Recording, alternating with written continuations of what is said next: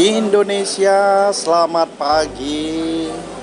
Kita bertemu untuk mengupas Ratna Sarumpait versi kedua yang disampaikan, yang dilakoni oleh Menkes Siti Fadila. Indonesia diawali dengan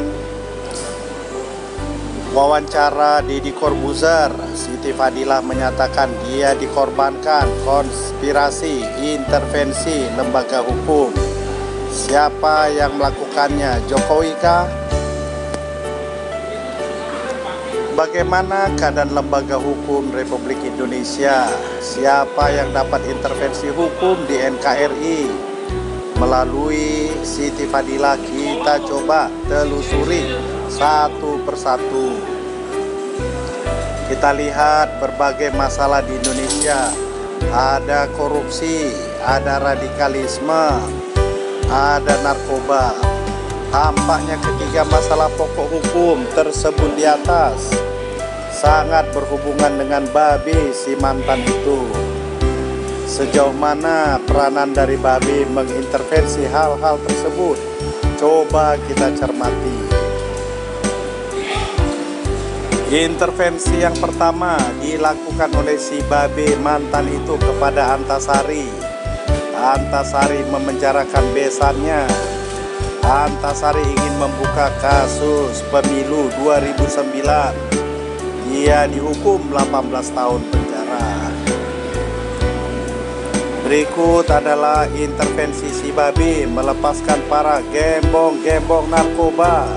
Ada orang Prancis, ada orang Australia. Semuanya bisa diringankan, bisa dibebaskan oleh Babe. Polisi penegak hukum masih banyak kelemahan. Jokowi sadar, Kapolri sadar, mereka harus membenahi atau sudah membenahi habis-habisan, direformasi secara total. Demikian juga Indonesia, Kejaksaan Republik Indonesia banyak kelemahan untuk narkoba, untuk korupsi. Punggawa utama nangkapi jaksa-jaksa nakal, pengguna atau pengedar narkoba. Dalam perbaikan bersegera. Mengenai para hakim, itu adalah mengenai yudisial, tetap menjadi perhatian Jokowi sebagai kepala negara. Tokoh yang selama ini nakal, sekretaris Mahkamah Agung, ini sudah ditangkap KPK. Memang membutuhkan kesemrautan ini untuk diberantas. Mari kita doakan, mari kita dukung. Selanjutnya, Artijo Alkostar yang menjadi kontroversial ini dibuat menjadi Dewan Pengawas KPK untuk dia bisa bermenung sekaligus membenahi berbagai kesalahan, kehilapan yang dia lakukan. Para gembong yang masih lepas agar segera ditangkap. Kesalahan yang pernah dia lakukan, dia perlu introspeksi, dia perlu membenahi dengan berbagai jalur hukum yang ada.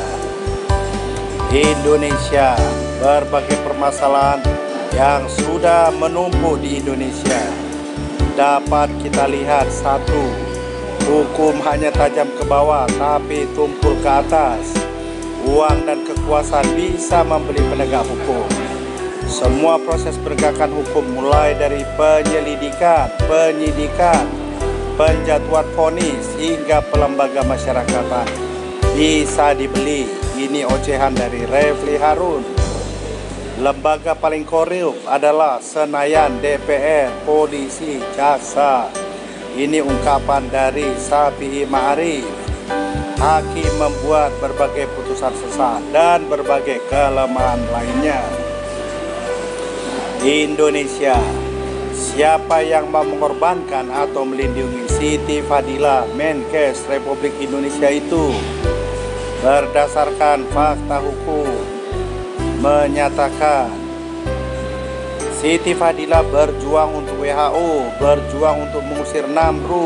Ternyata dia tidak didukung, bahkan dihalangi SBY.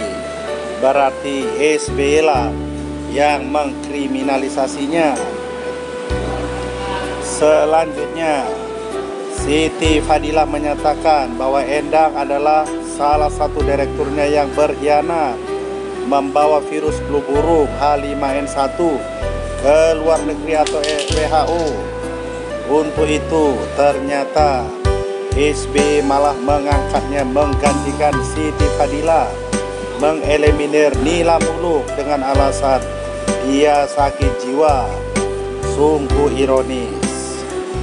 Indonesia berkaitan dengan COVID, ternyata SBY pernah melakukan investasi untuk coronavirus, flu burung, SARS, MERS, seharusnya termasuk COVID-19.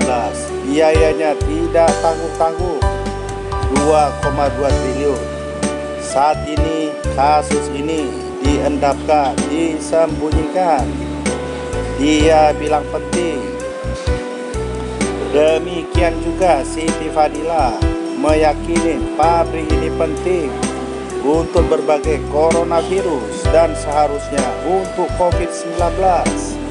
Kenapa dia diam, tidak memberikan berbagai pernyataan tentang pabrik vaksin ini? Berbagai kebobrokan atau kekurangan dari babi, bau bangkai tercium juga. Sepandai-pandainya tupai, akhirnya jatuh juga. Hal ini dimulai dari tertangkapnya M. Nazarudin, Bendahara Umum pemegang pundi-pundi Partai Demokrat. Ternyata dia juga adalah pemilik PT Anugrah, penyedia barang dan jasa untuk pabrik vaksin. Indonesia ternyata kong kali kongnya dengan babi dan seluruh unsur jajarannya, mulai dari perencanaan, anggaran, proses pengadaan barang dan jasa.